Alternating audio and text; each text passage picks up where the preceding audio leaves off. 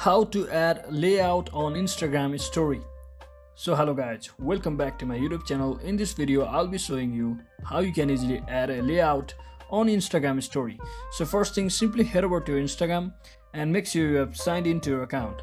So once you're inside here, just tap on the story section, and from over here just click on multiple photos. So let me just select any photos.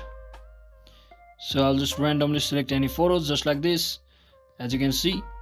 And once you select any random photo, just click on layout section and under left section, and from over here you can just, as you can, here you have already added your layout. What you can do is simply to edit your layout furthermore, just click on this layout section here at the top right next to the text, you can see. So simply tap on it, and just like that you can change vertically or horizontally towards your layout. You can also zoom in like this and create a more preferred design according to your choice. So that is exactly how you can easily add a layout on your Instagram.